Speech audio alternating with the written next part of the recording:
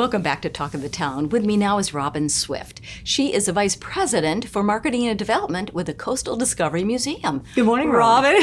Robyn, here we are. She's with an I, I'm with a Y.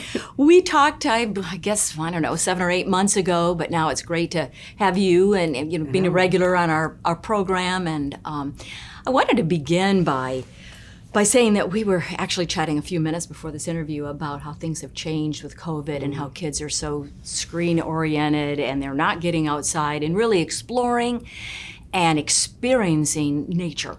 Yes. And animals and insects and everything, and that's what the Coastal Discovery Museum brings.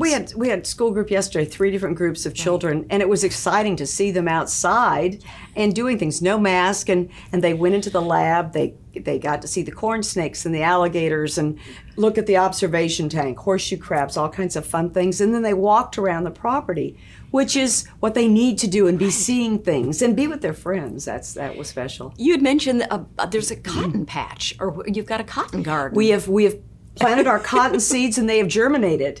And we've done this in the past. And you have to get a permit from the Department of Agriculture, Boll Weevil Society, because there's still boll weevils someplace. And so it's germinating. How many children have never seen cotton growing? So that's exciting. And through the Heritage Garden, they can see all kinds of plants that are indigenous to here, which is really important, and to understand the history of them. Some were medicinal plants. Right. So you try and let them see things and learn what's right here in front of them. On your 68 acres, share with our viewers, again, really what is located. You've got buildings, you've got gardens, you've got, We have the main house, yes, which has a lot of permanent panels, interpretive panels, talking about the history of the island, the turtles on the island, dolphins, things that are here. And then we have a temporary gallery, and it's fun. About every 6 weeks it changes. Right now it's the Gullah Geechee Nation, and incredible artists in there. They're all Gullah Geechee artists, and it's a beautiful, colorful exhibit. Yes. And that'll be up till the end of June. So they can come and experience that as well, because the art's all part of what they need to know when we're a cultural heritage, natural history museum. And then there's 3 boardwalks on the property. We do blue crabbing programs off of those. And they can see the Spartina grass and the rise and fall of the tides coming in and what it brings and everything. Butterfly habitat filled with butterflies right now. There's an insect house. The lab houses our animals. Then you go around to the Heritage Garden. You can see the beehives. Then you go through the Camellia Garden. You go past the cemetery, and then down to the 2 barns that are down there, one of which houses our 2 horses. So, Robyn, this summer you have some exciting programs planned you want to share with our viewers? We're really excited because we want to use our animals and have kids learn. So we'll do reptiles and amphibians 3 times a week, and we'll bring out our alligators and maize, our corn snake, and let children learn about them, because if you're going to live here, you need to know about these things. They live here with us. And then we'll do one called Wonderful Wings that's aimed mostly at younger elementary kids. We have so many parents that come as families in the summer, and they're like, well, there's nothing for my little guy to do. Can we do it? So we've made them family friendly.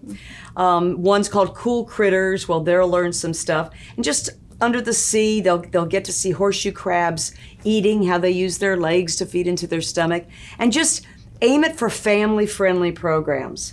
And also having that experience each time that a family goes, there's going to be something a little bit different, something different to see, something different to experience. And what we're doing this summer, if people want a private program because they're concerned about it, we're doing some of our programs as private programs, which will be nice. Now, Robyn, you've been with the museum over 20 years. Yes. You and one other employee, so the longest. That's right. You've seen a lot of changes. Would you share, really, how has it evolved over these 23 years? I think the biggest thing right now is we're trying to inspire others to care about the Lowcountry. You can't buy bottled water at the museum because we don't need all those bottles, in dumps or anywhere. Right. And we want people to care for what there is and learn about how important nature is. And so I think that's the biggest thing, is we made that our mission, and we really work hard to do that, so that in any program we have, you're not leaving, this footprint. You're cleaning up after yourself. We do indigo tie-dye T-shirts, so they're learning about a crop that was here in South Carolina for so many years that was a natural crop from the indigo. So we have indigo growing on the property as well. So if you want to go to the museum, do you just show up, or are there certain things happening at certain times? You know, the best place, and I know this is hard for everybody to hear, is to go to the website, you know, coastaldiscovery.org, because every day there's lots of programs. Most of them require reservations. But if somebody says, oh, I just want to come and walk, they come, check in at the museum, we give you a map, and you can walk through everything. We were talking earlier about, of course, it's connected with Honeyhorn, or it's on that Honeyhorn property, and really how Honeyhorn got its name. You want to share? Right. Well, one of the owners was a Hanahan, and back then the people that were working on the property, Hanahan, honey, it just kind of came out Honeyhorn, Hanahan, it came out as Honeyhorn.